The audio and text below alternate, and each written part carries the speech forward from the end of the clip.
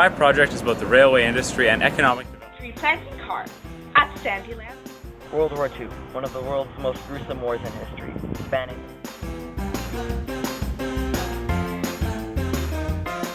I'm Jenna Allison. Welcome to Canada's history through the eyes of young citizens. Today, we have 3 films created by young Manitoba filmmakers. These films were chosen from community heritage fairs across Manitoba. They reflect on Canadian heroes and key events throughout Canada's history. First, Rachel Teller brings us this film on an amazing Canadian who helped control a common disease and saved countless lives. Hi, my name is Rachel. Did you know that 346 million people worldwide have diabetes?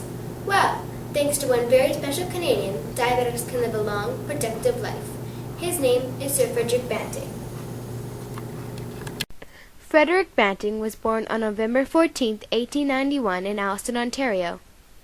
In 1913, Banting became a medical student at the University of Toronto, and in 1916 he graduated.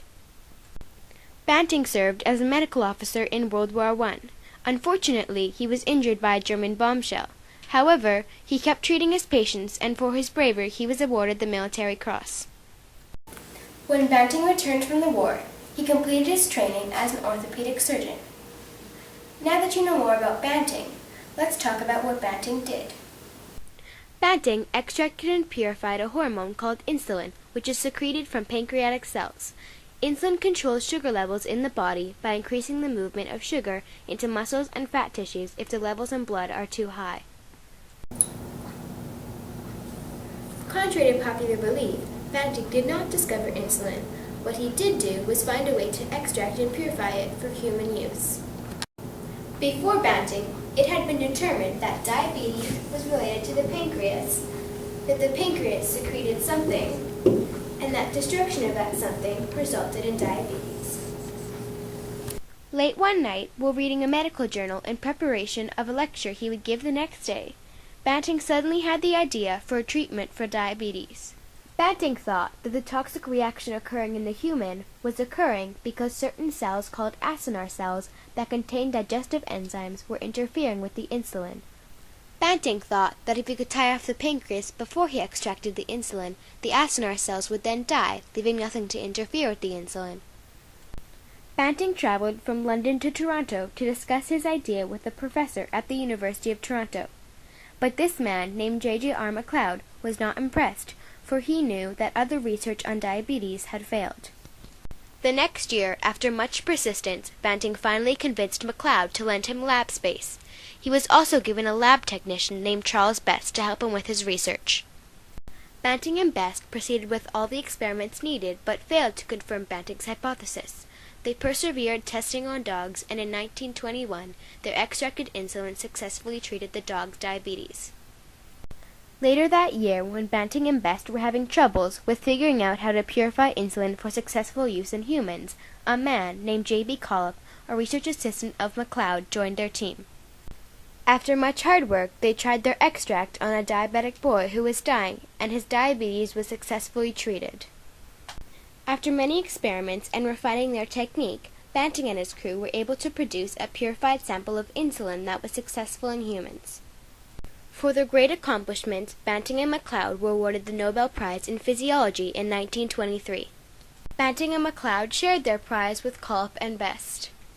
This was the first time that any Nobel Prize had ever been awarded to a Canadian, and Banting, to this date, is the youngest person to ever receive a Nobel Prize in medicine. Tragically, Banting died as a result of a plane crash near the coast of Newfoundland in 1941. In 1994, Banting was inducted into the Canadian Medical Hall of Fame, and in 2007, insulin was voted the greatest Canadian invention by a CBC survey. This project has taught me so much about the relation between Sir Frederick Banting and diabetes. Sir Frederick Banting is an amazing man and is very important in Canada's heritage.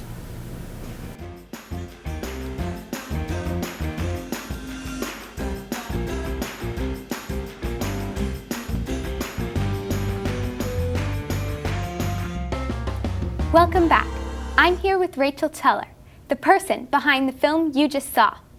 Rachel, Could you tell me what surprised you most about Sir Frederick Banting? It surprised me a lot how many people were involved behind the discovery of insulin. Originally, most people think it was just Banting and Best who made this discovery, but there are so many people behind this. There's also a man named J.B. Collop and a man named J.J.R. McLeod, and they all had an important part in this. Banting and Best were the people who were involved the most, but they didn't win the Nobel Prize. Banting and McLeod did instead. So Banting wasn't very happy with this because he thought Best should get some credit. So he actually shared half of his prize money with Best, and McLeod shared half of his with Collop. What did you learn about yourself through doing this project? Well, originally, when I was thinking about my future and what I wanted to do, I thought maybe I'd want to be an actor or something like that. And after learning about Sir Frederick Banting, science and medicine started to catch my interest, so now I think I want to be a doctor. Thank you, Rachel. We'll be right back after this short break with more of Canada's history.